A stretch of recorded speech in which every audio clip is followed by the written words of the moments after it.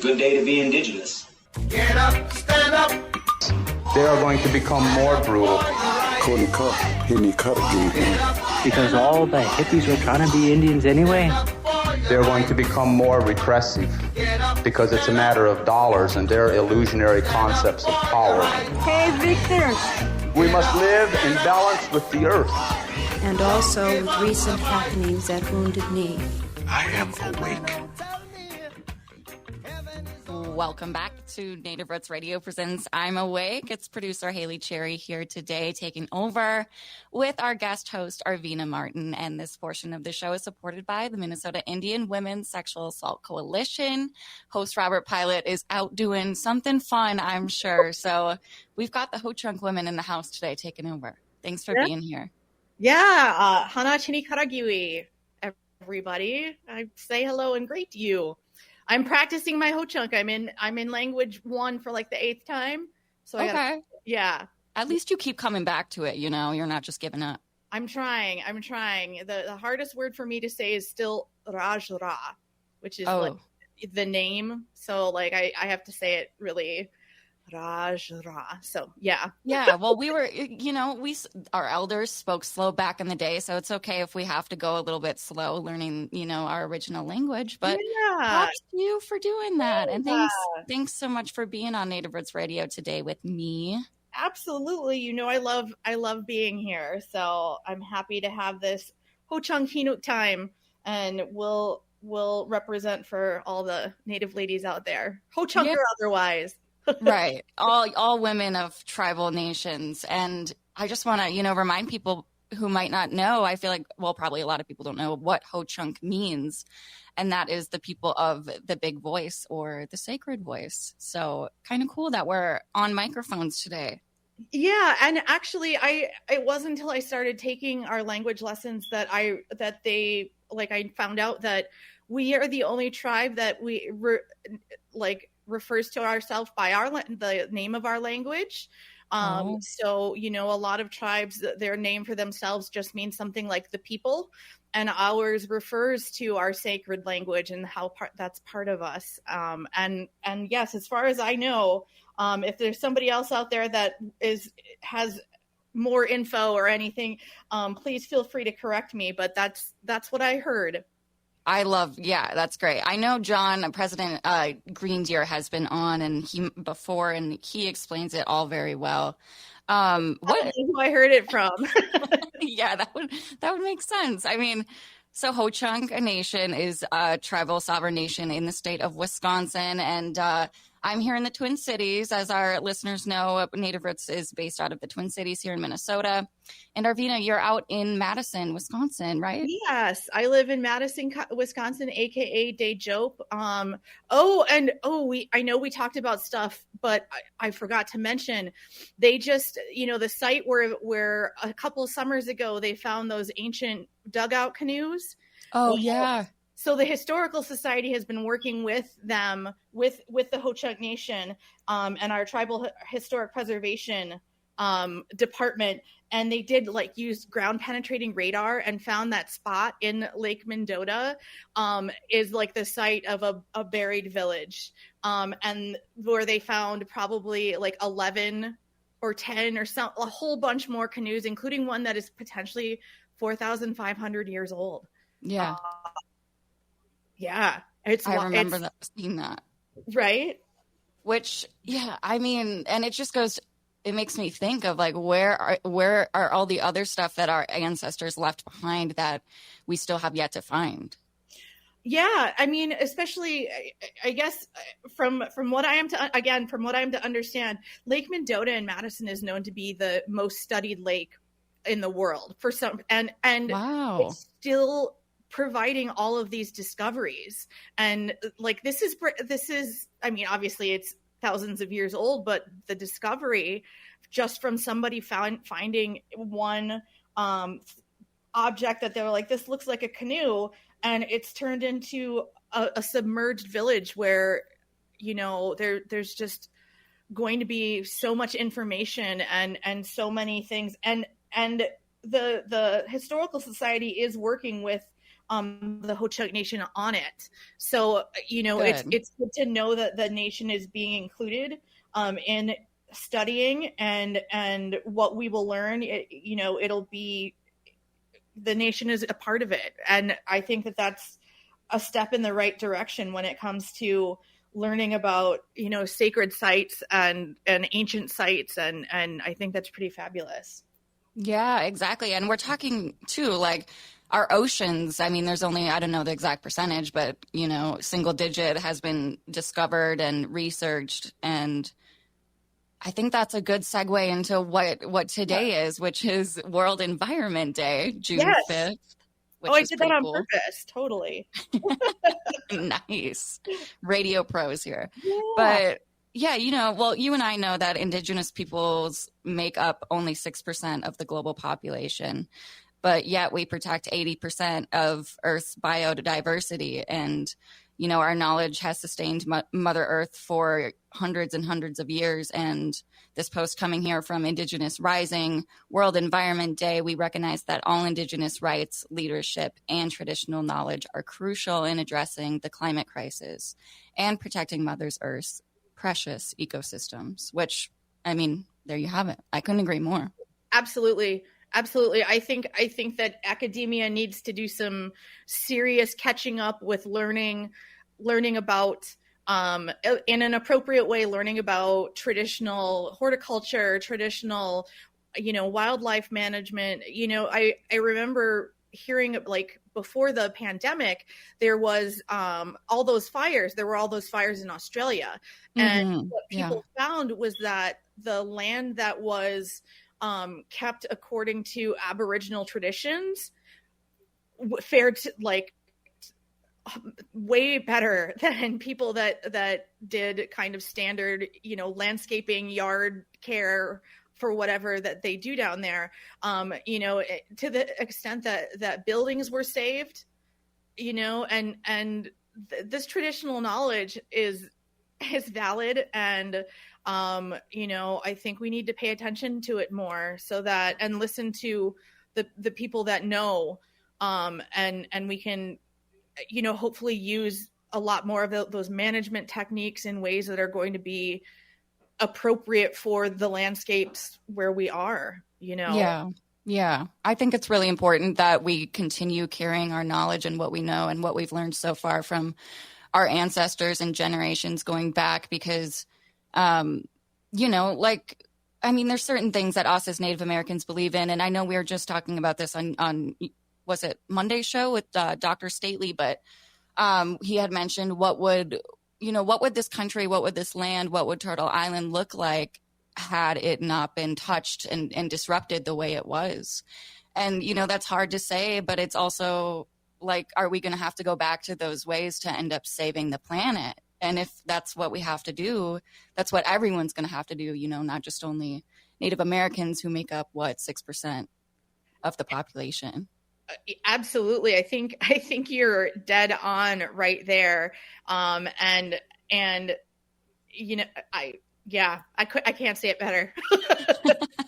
Well, let's circle back to Dr. Stately, because he had a little announcement he wanted us to announce on today's show. Yeah. So Dr. Stately, he is the president and executive officer of Native American Community Clinic here in Minneapolis. And he wants us to shout out, they're doing something at the Minneapolis American Indian Center today. So Wednesday, June 5th, right after the show, right after Native Roots Radio is done from 6 to 9 p.m., they will be hosting a Pathways to Racial Equity in Medicaid for American Indian Communities. That is awesome. Yeah, which is really important. So this is going to be a conversation to inform about the Minnesota Department of Human Services on priorities to improve the health and opportunity of American Indians in our communities. So again, today from 6 to 9 p.m. at the Minneapolis American Indian Center, 1530 East Franklin Avenue, Minneapolis. You can register to reserve your spot at marnitasstable.org. And it is a free event. Dinner is provided, and there will be prizes. So all ages are welcome. So show up to the Minneapolis American Indian Center if you're in the area, and go tell them what's up. and learn about Medicare or Medicaid. Yeah, Medicaid. Medicaid. There you go. All right. You're listening. Oops, I'm sorry. No, it's okay. We got to take a quick break, but don't worry. We'll be right back. You're listening to Native Roots Radio presents I'm Awake. Nation. If the statistics say that 1 in 3 Native women and 1 in 6 Native men have experienced sexual assault in their lifetime, it means our whole community is affected by sexual violence. 1 is too many. Don't stand by. Stand up. Don't engage in acts of sexual violence, and shut down the dirty jokes, the gossip, the victim blaming and shaming. As a community, we can change the way we respond. Contact the Minnesota Indian Women's Sexual Assault Coalition to attend a workshop to learn more. Sponsored by the Minnesota Indian Women's Sexual Assault Coalition. The city of Minneapolis is now on Native Roots Radio with Minneapolis AIR. AIR stands for American Indian Relations. Guest host Christine McDonald talks to people about important things affecting the city's Native communities. Minneapolis AIR dives into topics like public safety, public health, elections, and so much more. Tune in to Minneapolis AIR on Native Roots Radio from 5 to 6 p.m. on the second Wednesday of every month, right here on AM 950. Hi, I'm Chuck Manette, owner of Native Concrete and Masonry. With concrete and masonry adding substantial value to your home, it's always a great idea to repair your sidewalks or just add a beautiful new patio. Cracks or heaving in your sidewalks due to tree roots can be dangerous. Native Concrete and Masonry has helped clients across the metro to make their outdoor space safer and helped increase the value to their homes. For patios, sidewalks, driveways, or garage slabs, go to nativeconcretemasonry.com. For the past decade, Four Sisters Farmers Market has been working to bring healthy and affordable food to Indigenous communities and surrounding neighborhoods. Join the celebration for Opening Day, June 6th, from 11 a.m. to 3 p.m. They'll have over a dozen vendors, like the new Powwow Grounds food truck, Fry Bread Factory, and music by Afro-Indigenous artist James Harbin. Four Sisters Farmers Market in Minneapolis is opening on Thursday, June 6th from 11 to 3. Discover more on their social media accounts. You're listening to Native Roots Radio. This is Spirit from Reservation Dogs. Get up and listen.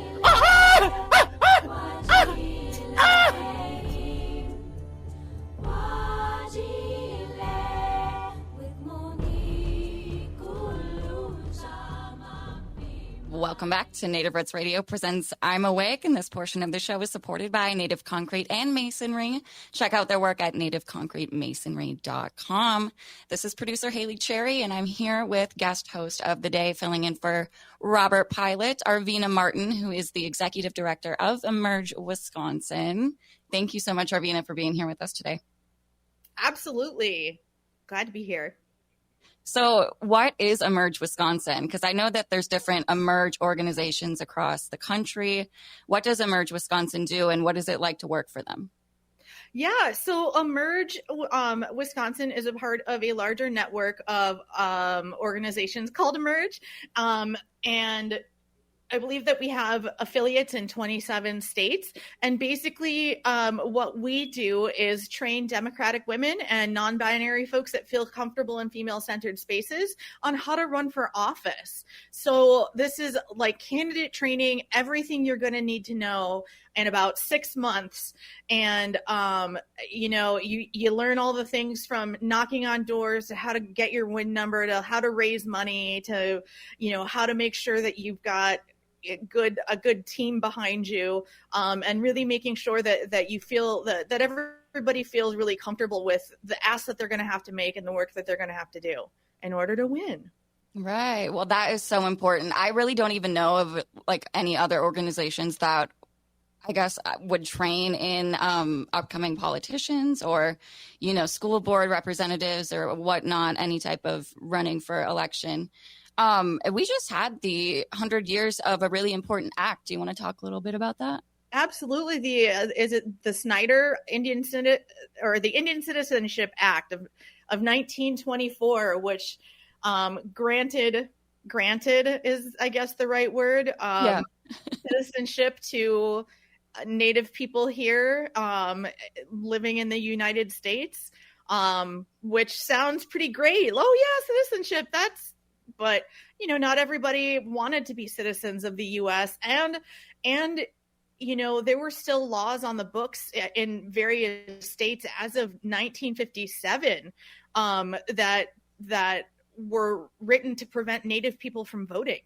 So this is not, it's not a surprise that this is one of those things that's like, oh yeah, here we have this great gift for the Native people. And please note that my voice is dripping with sarcasm.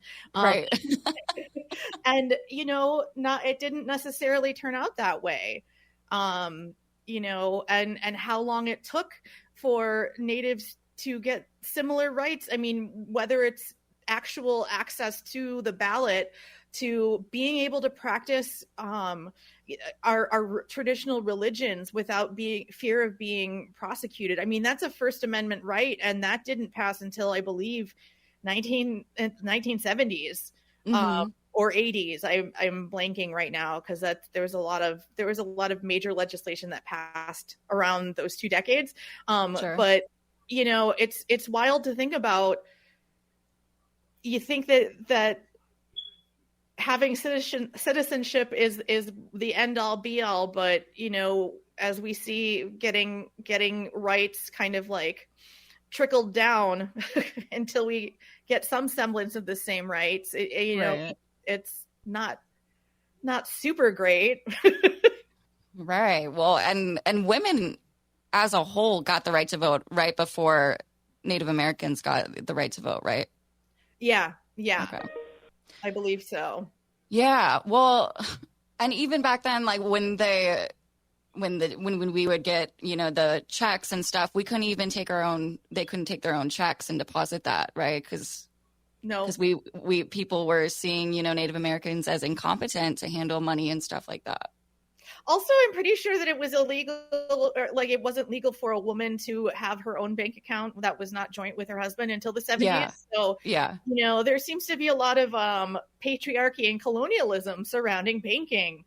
Yeah, which, we're just not used to, coming from our matriarch societies in our Native communities, which, I mean, it reminds me of a statistic I was looking at here for, this is coming from Indian Country Today, and it talks about the Native vote for 2024 by the numbers. And there are going to be 140 Indigenous candidates running for election in 2024 in a total of 23 states.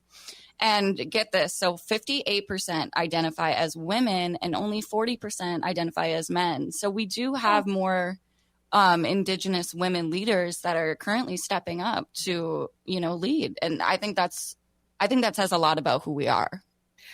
Absolutely. And I think about, even if you go back within the history of our tribe, the Ho-Chunk Nation, if you look at the picture of the first business council, the first tribal chair was a woman, Helen Minor Miller.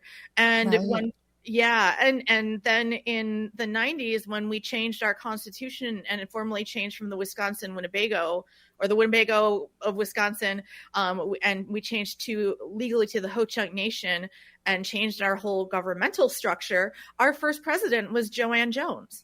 And so, I think that our communities do,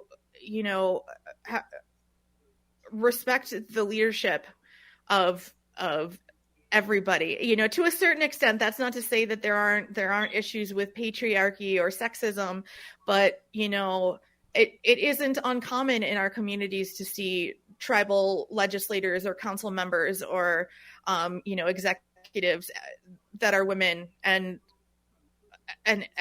that's kind of normal. Mm-hmm. Mm-hmm. I think too, it brings up like some of our probably well-known leaders across Turtle Island that I think of, like Minnesota's Lieutenant Governor Peggy Flanagan, and then Ho-Chunk, Sharice Davids, she represents Kansas, right, and Congresswoman. Yeah. And that's, two really big powerhouse leaders right there. And I want to get this out here too. This is from Illuminative, and there will be a streaming panel featuring those two, Rep. Sharice Davids and Lieutenant Governor Peggy Flanagan, on Tuesday, June 11th at 9:45 a.m. And this conversation will be just talking about Native visibility and power building, and really just reflecting on how far they've come since 2018. Yeah. I mean, Illuminative does such great work with advocacy and bringing out issues that are important to Indian country, especially to younger folks in Indian country.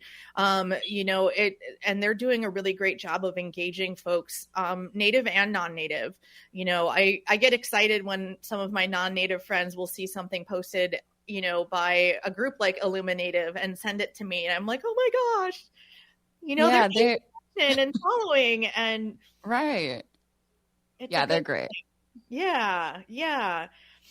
So, and that should be a really great training, and anybody who is interested in any kind of organizing should kind of go and participate in that particular Zoom or the presentation that they're doing. Get an idea of what it's like to organize for change in your communities, and to know that we as Native people might do it a different way than other communities do.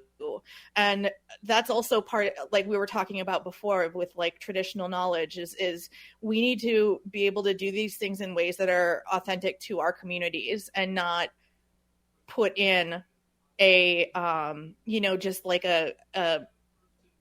just one of those like boilerplate, teams or boilerplate plans. Sorry, brain stopped working there for a second thinking about organizing. It's so much to talk about.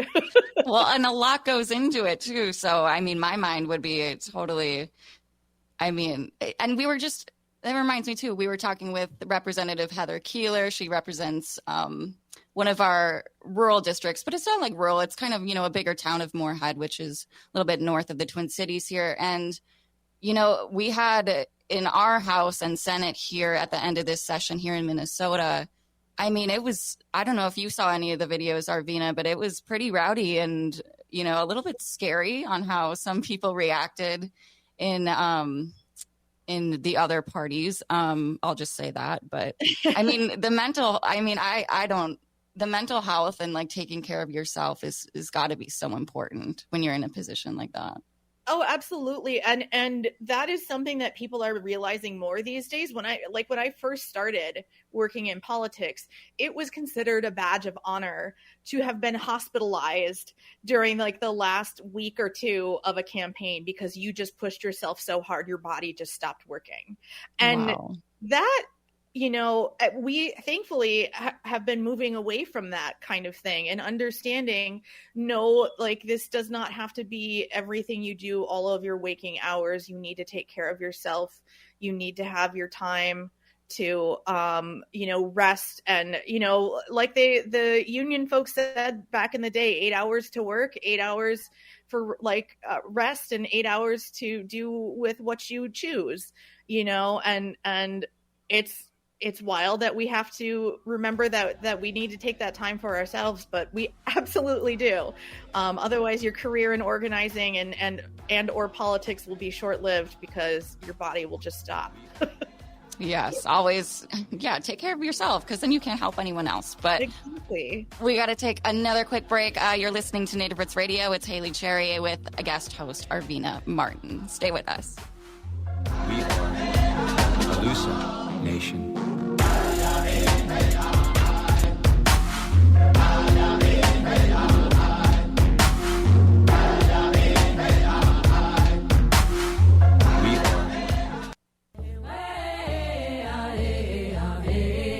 Hi, I'm Jane Fonda, and you're listening to Native Roots Radio.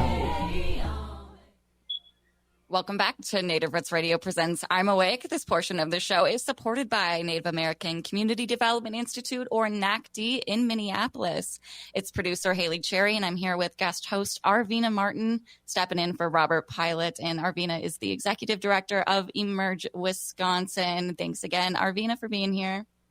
Thank you for having me. Awesome. So, we were just talking voter stuff in the last segment. And is there anything else that you wanted to touch on? I just want to remind our listeners out there that you were the first ever Native American elected to the City Council of Madison. Yeah. Well, I think the big thing there's a couple things that I want to kind of highlight. One is that there's a lot of Native people that don't want to get involved in elections or politics outside their tribe because they say, this is my government. And that is absolutely valid. I would just, ask folks to think about, the fact that you have an opportunity to elect people to work with your tribal governments, and having that opportunity to pick who your tribal governments are going to be working with is a really big deal. And you can help elect people that will work with tribes and that will respect tribal governments as peer governments to theirs, and will understand the issues that are important to us in our communities. The other thing I want to say is that this is going to be a really close election. I think I was checking during the break, and I believe that Wisconsin was decided by about 15,000 votes. Like, that is not 12. Okay. My source here says in 2020 that the presidential election was decided on a margin less than 12,000 votes. Okay. And they also estimate there to be about 91,000 Native voters in Wisconsin. We can absolutely have it make a difference and show up on election day and again, choose people that are going to work with our communities and work with our governments to make things better for all of us and to listen to us.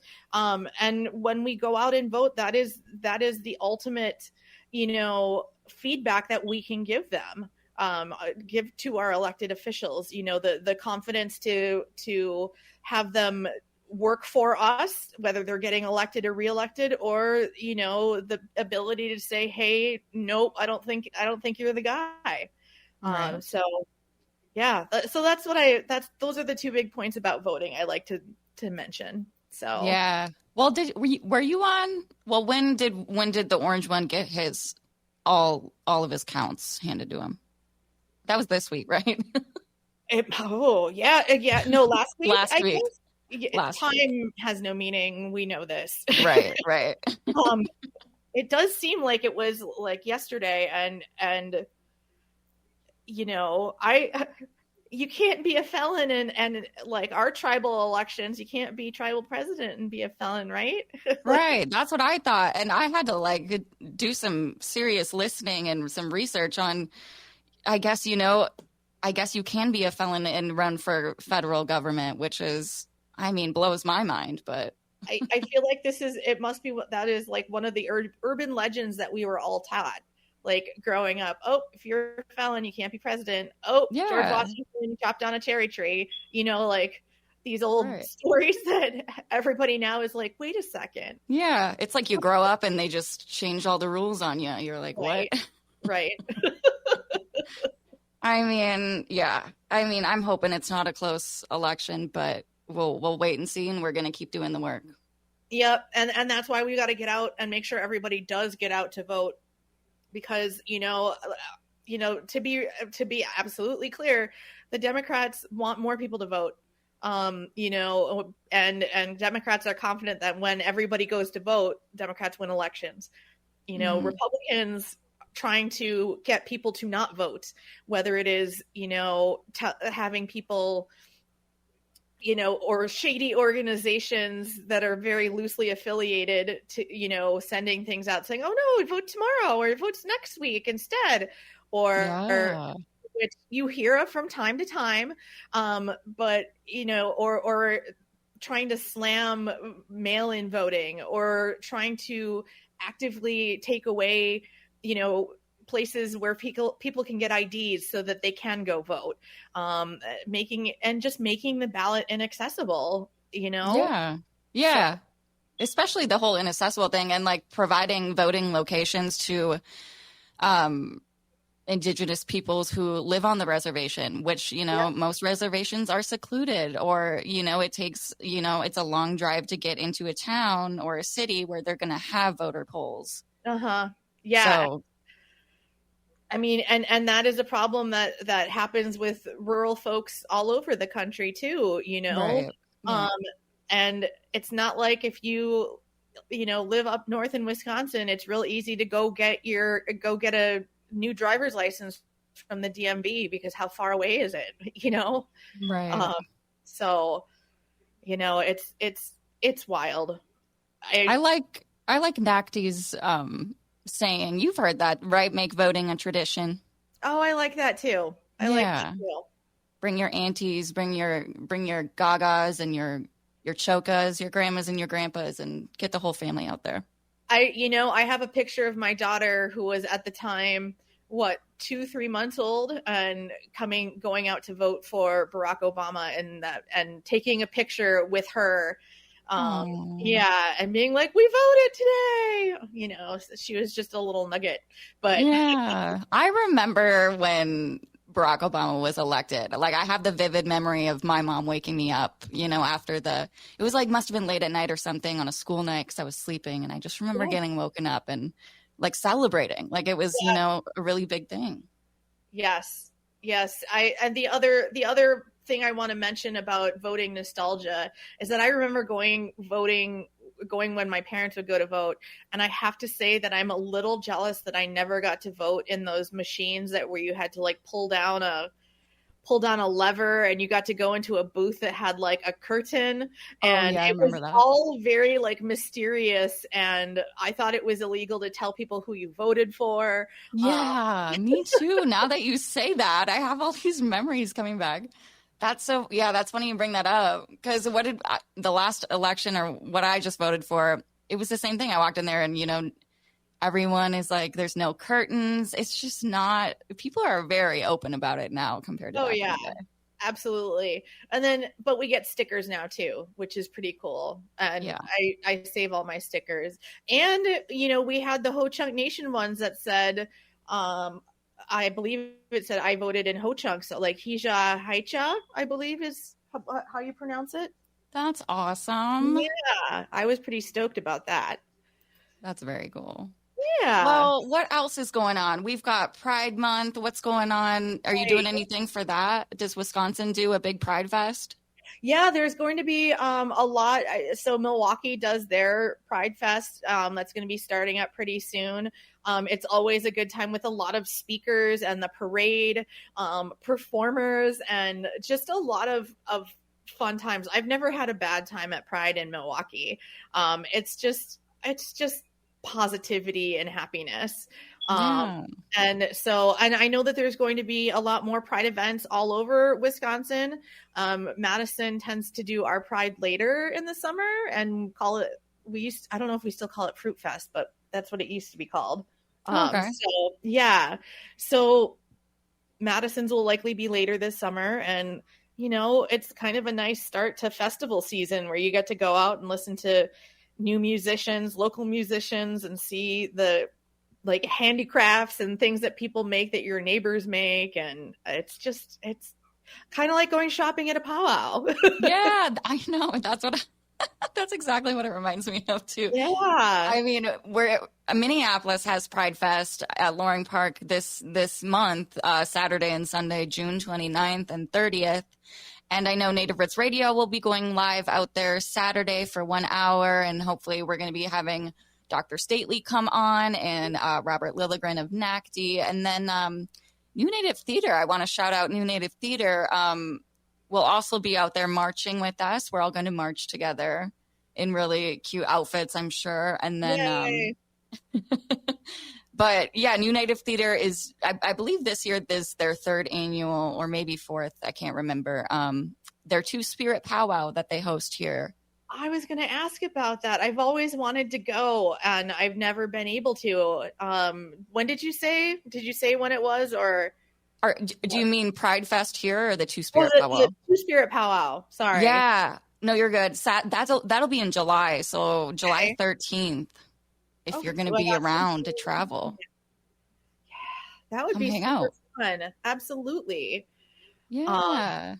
It's awesome seeing more LGBTQ Two-Spirit representation in our events, and our media and arts and everything, and obviously I don't know about the traditions of all of our communities, but there's so many of our communities that have that respect for folks who are LGBTQ or two-spirited. And it makes me happy to see that there's so many people going back to those traditions. Right. And knowing that hatred is not part of who we are, Right. Well, and like when we talk about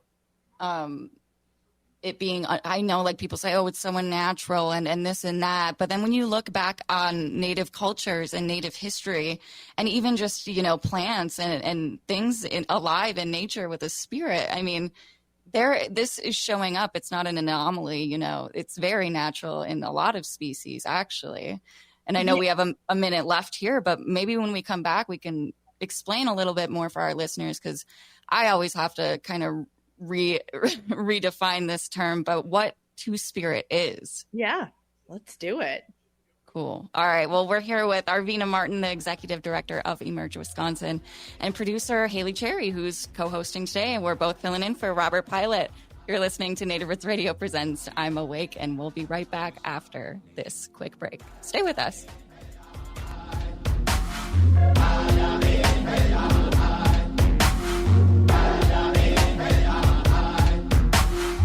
We are Alusa Nation.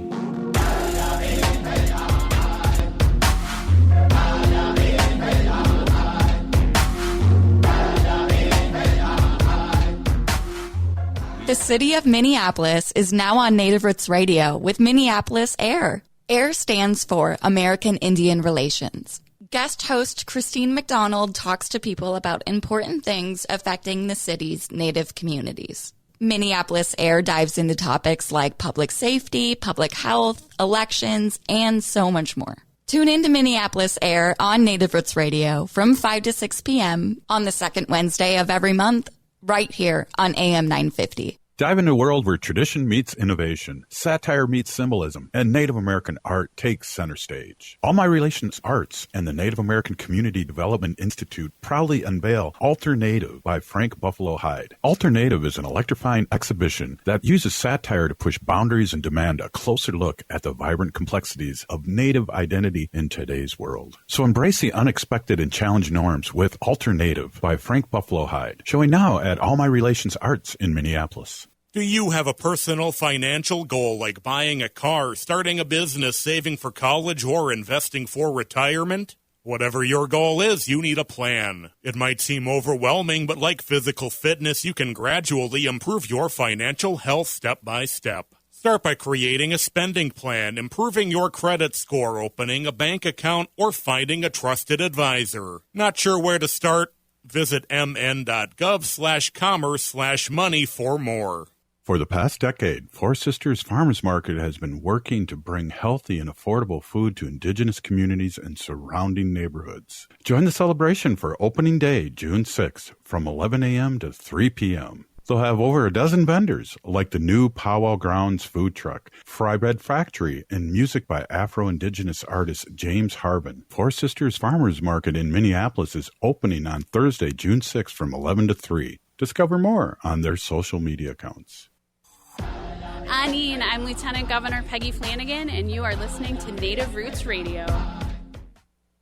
Welcome back to Native Roots Radio presents I'm Awake. This portion of the show is supported by Howling for Wolves, protecting wolves for future generations. Oh! I never said it. I start making the noise and then I get self-conscious and I start laughing. Oh, no. Arvina, your wolf howl is great. Hey, dear. Well, dear. I'm Haley. We're here with Arvina Martin of Emerge Wisconsin, and we're just talking about, I don't know, kind of everything today. It's just the two of us Ho-Chunk women holding down the fort, and it's been really fun. Absolutely. I'm super glad to be here, and I like it when we get our girl time. I know. That's what I said yesterday on the show. I was like, Robert's like, you guys gonna miss me? I'm like, well, of course, Daga. We're always gonna need our host, but the girl time is, can't go without it. it's kind of nice if I do so myself. Yes. Okay. Well, we were talking about Pride because it's Pride Month. So want to wish everyone out there happy Pride Month. Happy Pride. Happy Pride. And we're going to talk Two-Spirit because that's an Indigenous term that that we use, or some of us identifying as that use. And I don't know. What do you know about it? As far as I know, the term Two-Spirit kind of came about like within the last 25-ish years, maybe.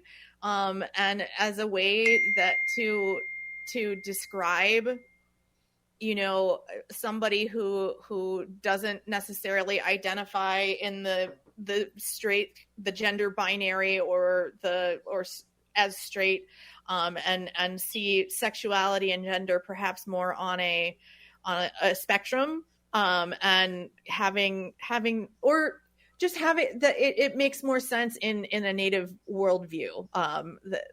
But granted, just because of my rambling, you know, I don't know if this is all very apocryphal or if this is like based in fact, but that's kind of what I've heard. Yeah. Well, well, that's great information. And I ask because I just think so many people, like, I get questions on it a lot. What is Two-Spirit? What does that mean? Is it only an Indigenous term? And the answer is yes. Yeah. And it is only an Indigenous term, and, you know, not to be appropriated with anyone else, but this is coming from Jerica Fountain Designs on Instagram. And I had to save this because, I mean, really, this is a good definition, and however you want to define it, I feel like it varies, as I say. So Two-Spirit varies in what it refers to. The phrase coming from Anishinaabe term Nis Maniduwang. Sorry, I'm not Ojibwe, so I probably did not pronounce that right. But that directly translates to two spirits. And the initial intent in coining the term was to differentiate Indigenous concepts of gender and sexuality. So pretty much, you know, what you said. And they're saying it's used to describe Native people who fulfill a traditional third gender, Indigenous people who identify as having both a masculine and a feminine spirit, describe Indigenous gender identities, and use an umbrella term for queer Indigenous people. Two-Spirit is commonly used as an umbrella term for various identities, but it is ultimately a pan-Native term, meaning it exclusively refers to Indigenous people. So I think, you know, that's a great definition, and hopefully provides, you know, whoever needs it with a little bit more knowledge. Yeah. And there was a musician who is a straight white guy. No, he's not straight. I apologize. No, a musician who was white, who described himself, I think maybe even in a Rolling Stone article, as Two-Spirit. And boy, did he have to deal with, I can't remember what his name is.